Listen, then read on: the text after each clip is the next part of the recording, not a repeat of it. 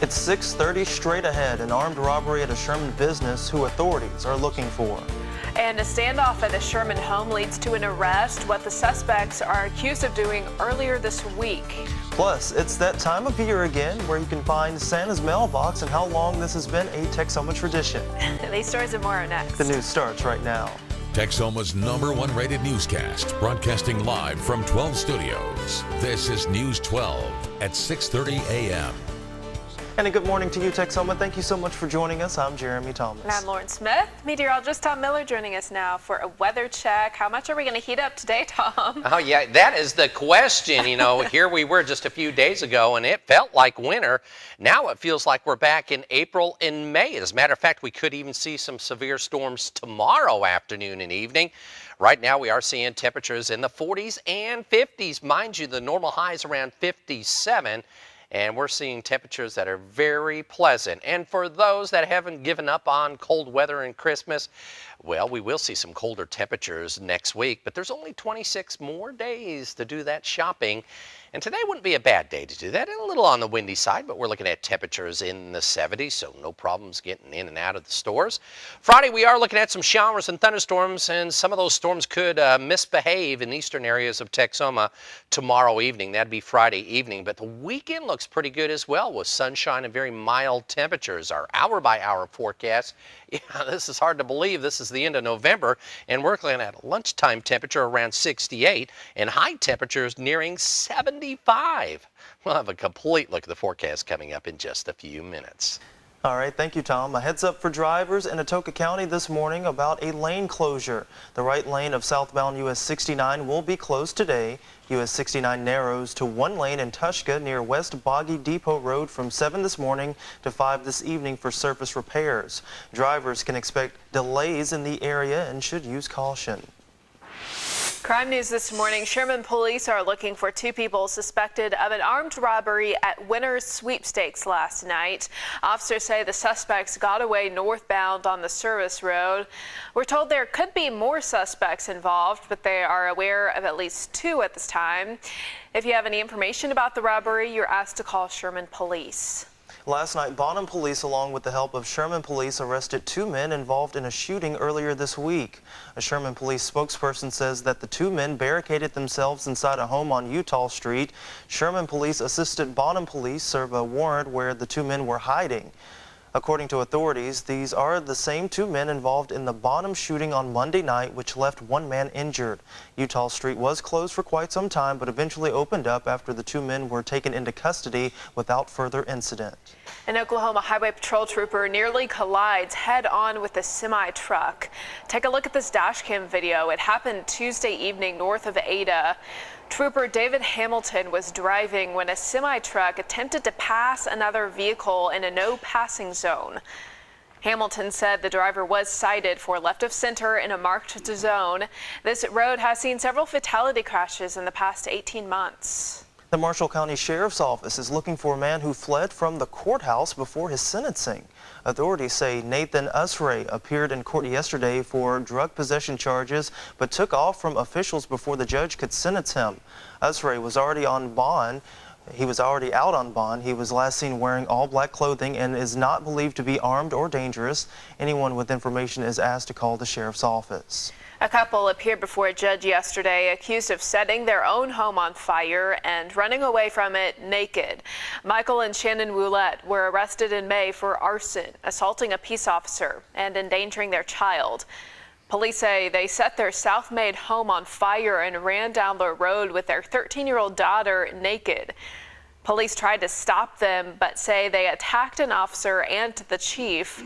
Shannon's plea conference was reset for next month. Michael's jury trial has been set for February. The Sherman Economic Development Corporation selected a candidate for their new president who could be coming all the way from Abilene. Setco chose Kent Sharp as the finalist for the position. 31 candidates applied from 9 different states. Sharp has worked in economic development for 26 years. Before working as a CEO for the Development Corporation in Abilene, he worked in Gainesville in the same business. Gosh, we've had some turnover in that role, and so we were looking for somebody that was looking for a long-term position to help us grow, continue to grow the primary jobs here in Sherman. SETCO will vote on Sharp Tuesday. If approved, he's expected to start in January. The U.S. Veterans Affairs Secretary Robert Wilkie was in Ada yesterday to talk with Native American veterans.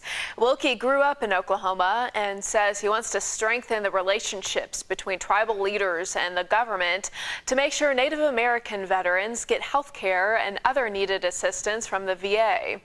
He also talked about a suicide task force the nation is working together to create. The President will hand the reins, I believe, to me, and we will get the departments together to come up with a comprehensive national strategy to address this terrible problem. Wilkie says he plans to continue attending these types of town halls in rural areas. The Grayson County Women, Infants, and Children program is taking its services to the streets. The Grayson County Health Department recently learned it got a state grant to purchase 2 SUVs and 2 larger vans. They will equip the mobile units with materials to help pregnant and breastfeeding women in the area who may not live close to Sherman or Denison. The Health Department tells us they will bring the units to different cities across the county as soon as they can fix up the vehicles and equip them with the right materials. A large solar farm in Sherman is almost ready to provide energy to about 1,500 homes in the city. Developers brought the idea to city leaders about 2 years ago. One developer is from Sherman and wanted to provide renewable energy in his hometown. Construction started about a year ago in the 115-acre farm off West Moore Street near Center Street. Now crews are laying down the final solar panels. So to have that right here in Sherman, to have that source of clean power and certainly a complement in power to our combined cycle natural gas plant with the Panda facility, it really gives Sherman a diverse energy portfolio. The solar farm should begin powering about 10% of Sherman homes early next year. The city of Denison opened up Santa's mailbox yesterday for kids to send their wish lists to the North Pole. Perfect! Awesome! Good job, buddy! For the 64th year in a row, the mailbox will sit on Main Street, and for the second straight year, it will sit in front of Neatling Family Eye Care. Eisenhower State Park in Denison will join 12 other state parks across Texas to receive a grant. An announcement was made that nearly $1,500 was awarded and will go specifically to improving the area surrounding the amphitheater, like remulching the path and seating area at the theater. They also plan on building a large stage to allow groups to give presentations to park visitors. The only requirement for the grant is for park officials to find more volunteers. The Ardmore Tigers will be holding their pep rally tonight for tomorrow's state championship football game. It will start at 5:30 this evening on the west side of Noble Stadium for the Ardmore Community Bonfire and pep rally. The Tigers are looking for their first state football championship in more than 2 decades. A lot of excitement in Ardmore, and of course the Sulphur Bulldogs also playing in the 3A state championship tomorrow. And of course in sports they'll have all the highlights as well. Very cool. Good luck to them. It's going to be kind of actually warm for a bonfire. It is, as we're looking at temperatures in the afternoon both today and tomorrow in the 70s. Now, that said, we're looking at the opportunity of scattered showers and thunderstorms for tomorrow. But I think all those will be east of those ball games as we head into tomorrow evening. However, eastern Oklahoma, eastern Texas, kind of under the gun for the potential severe weather tomorrow evening. We'll get to that in a moment. First, let's take a look at what's going to turn out to be another beautiful, unseasonably warm day. This is a look at our southeastern tower cam out of Durant on top of the campus there, and you can see that again, little in the way of cloud cover. Fire weather outlook today is going to be elevated. We're going to still have those gusty southwesterly winds, south to southwest, and even though the humidity is up, that vegetation is very dry. Now, it'll be low tomorrow as we're looking at the opportunity of 1, some cloud cover, 2, some scattered showers. But then as we head back into the weekend, it looks to be elevated behind what we normally call a dry line in the springtime. Well, that's kind of what's going to pass through the area on Friday. And here we go. This is the risk of severe weather that we have for not today, but this will be late tomorrow afternoon and evening. And you can see the further east you go, well, you get into an enhanced level, and portions of Pushmataha, Choctaw, on Lamar counties, and that means there could be some golf ball size hail as well, some damaging wind. We hope not, though. Let's take a look at the satellite. We still have high pressure over us, and again, we may have a few high clouds around today, but I'll tell you what, those south winds have held the temperature up overnight. It is right now 53 degrees in Bonham and Sherman and Denison, 49 in Gainesville. It's 50 in Medill, 52 in Durant and Ardmore, with 50 degrees and 8 and 54 in Paris, and winds generally out of the south to southwest at about 5 to 15 this morning. So with that breeze, you'll still need a light coat or a good jacket. Definitely won't need it this afternoon, but you may need it this morning. Elevation at Lake Texoma at 618.58 feet, and low pressure system will continue to deepen, and then we have this Pacific system headed our way. It almost acts like a springtime dry line that'll be moving through. That means the air mass behind it won't cool all that much, but again, it'll have enough oomph or lift to kick off maybe some heavy to severe storms. And again, really these storms will get going as they move off to our northeast and portions of the Ohio Valley, as well as into the Tennessee Valley region. We'll see clearing skies as we head into Saturday. Beautiful day today, a little bit on the windy side, but look what happens as we head into Friday evening. Some scattered showers and thunderstorms expected, and that'll quickly move out of the area by early Saturday morning, so the weekend still looks good. And this little model is trying to paint a little bit of snow across northern Oklahoma as we head into Monday morning. I think this precipitation shield will stay just to our north, but we'll kind of keep an eye on it over the weekend. But generally, we're going to see the cold air, but that precipitation should stay to our north. 73 degrees today. That'll be an average south. The southwest winds kicking around at 10 to 20. Could be gusting up to around 25. 52, that's it for a low tonight. That's almost the normal high for this time of the year. South winds still bringing in that warm, moist air, and you can see a 30% chance of scattered showers on Friday afternoon. High temperature still 74 degrees. It'll be windy tomorrow. And then Friday night, that chance of showers and thunderstorms mainly east of 69, 75. Saturday, mostly sunny skies, 69, but windy west at 10 to 25, 62 on Sunday. And then the cold air moves in. Monday, Tuesday, and Wednesday, high temperatures generally in the mid to upper 40s.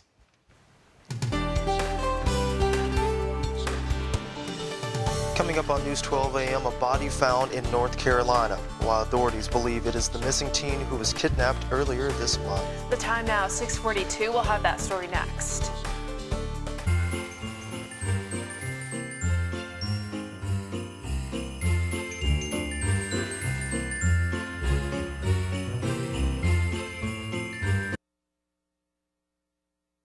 Investigators believe a body found in North Carolina is a 13-year-old girl kidnapped from her home 3 weeks ago.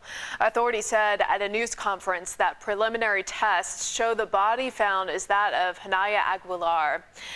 The remains were found in a body of water about 10 miles away from the mobile home park where she was kidnapped on November 5th after going outside to start a relative's SUV before school. Police say a man forced the teen into an SUV and drove off. The SUV was also found several miles south of her mobile home park. The head of the United Nations calls the war in Yemen the world's worst humanitarian crisis. Yesterday, the Senate advanced a resolution that would pull the U.S. out of the Saudi-led war. As Tom Hansen reports, the bipartisan vote was also punishment for Saudi Arabia's role in the murder of journalist Jamal Khashoggi. If not, the yeas are 63, the nays are 37. The Senate advanced a resolution yesterday to end military support of Saudi Arabia's involvement in the war with Yemen. If the president won't send the message, we have to, that you cannot murder a journalist in a consul, especially one who's a U.S. citizen. The vote was in part to punish Saudi Arabia for the murder of journalist Jamal Khashoggi. The CIA's assessment is that Saudi Crown Prince Mohammed bin Salman gave the order to kill him. Maybe he did, maybe he didn't. President Trump has been reluctant to accept those findings. There is no direct reporting connecting the Crown Prince to the order to murder Jamal Khashoggi. Before the vote, the Secretaries of State and Defense both echoed the uncertainty to senators in a closed-door briefing. We have no smoking gun that the Crown Prince was involved. Missing from the briefing was CIA Director Gina Haspel, the one official who's heard a recording of Khashoggi's murder provided by Turkey. Like most in the room, was disappointed that Gina Haspel was not there. Gina Haspel, if all of the accounts are true, would have said with a high degree of confidence that in fact the Crown Prince of Saudi Arabia was involved in the murder of Jamal Khashoggi. It's unclear why she didn't attend, but a CIA spokesman noted that Haspel previously briefed a Senate committee. Tom Hansen, CBS News. A Vietnam veteran died alone in Omaha this month. It appeared he would be buried alone until this. Jeff Glore has the story. They turned out in droves, braving the bitter cold to honor a man they never met. Sam would be in awe to see this outpouring of love and support. Hundreds of strangers in military fatigues and civilian attire, remembering the service and patriotism of 73-year-old Army Private Stanley Clyde Stoltz. The rallying cry for Stoltz began a week ago when the funeral home, concerned that no one would show, posted this notice in the Omaha World Herald. The public is invited to the cemetery to honor a Vietnam veteran with no known family. Some siblings were eventually located, but the notice had gone viral, and the public responded. First, it came out that no immediate family was going to be there, so I thought, I'll be there. Even though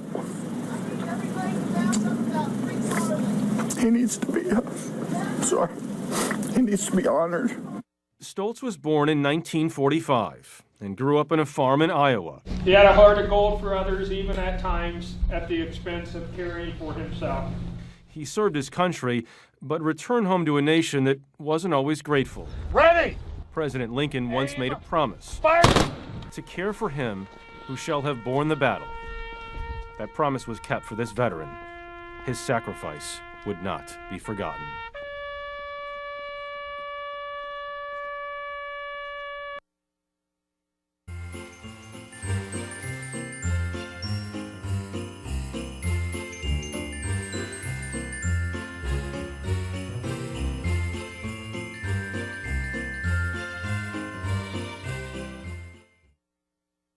You're watching News 12 AM with Jeremy Thomas, Lauren Smith, and from the Weather Authority, Tom Miller and Wava Danito. A look at our Sherman Tower cam, looking off to the north. That's Texoma Parkway there. And yes, a few high clouds around, so we'll call it fair skies. Can't quite go clear, but at least fair in mild temperatures.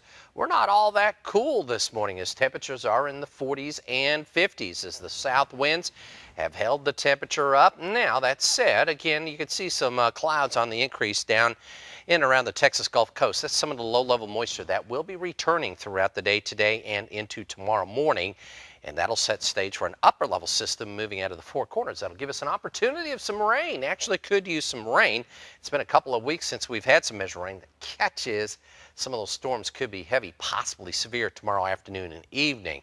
Right now we have a temperature of 50 degrees in Ada, 48 degrees in Colgate as well as Antlers, 54 in Paris, 57 in Greenville, 53 degrees in Sherman and Denison, 52 in Durant and Ardmore. So a very mild start. However, with that breeze out of the south to southwest at 5 to 15, you still need that light coat or a jacket at least through the morning. I think once that sun gets up a couple hours after that, and I think everybody will be okay.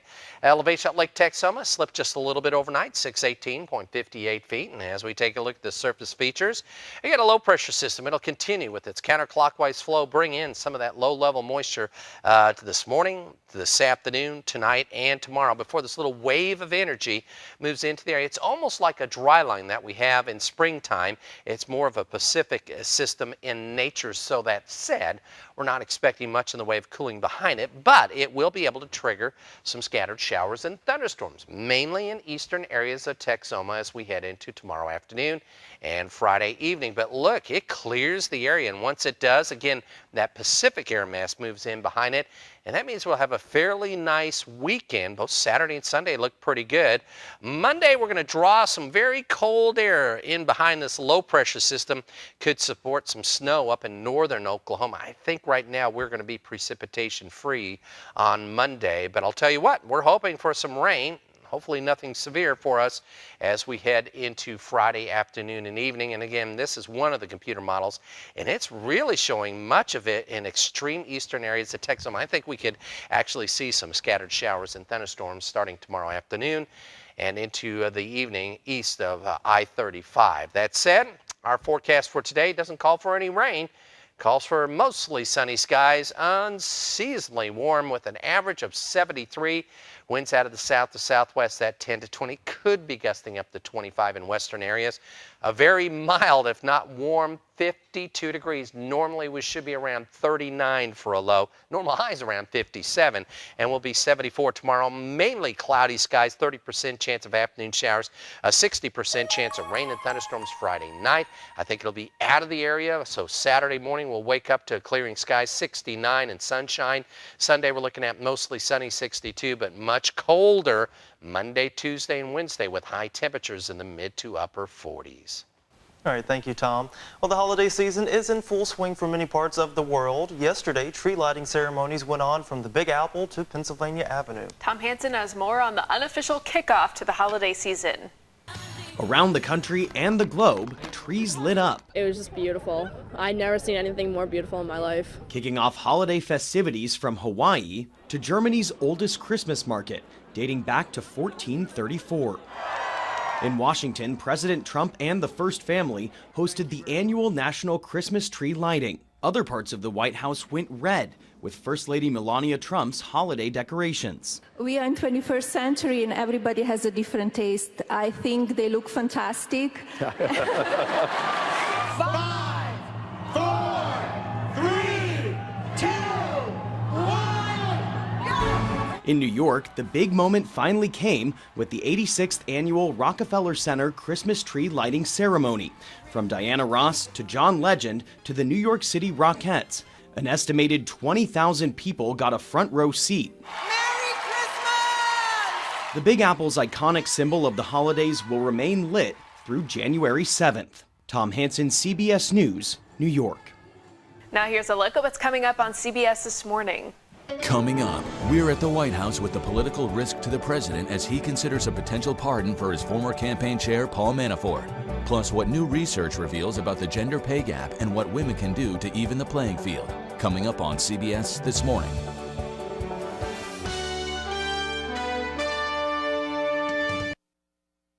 It'll feel like springtime with temperatures in the mid-70s both today and tomorrow. Catches today, we'll see more sunshine, tomorrow more clouds, and there's an opportunity of scattered showers and thunderstorms. Some heavy, possibly severe Friday evening across eastern areas of Texas. Weekend still looks pretty good though for us. Yeah, just this warming trend, how about that? Got to get out and enjoy it. Mid-70s, you bet, considering we'll be in the 40s for highs next week. All right. Thank you so much, Tom. Thank you for joining us. We'll see you at noon.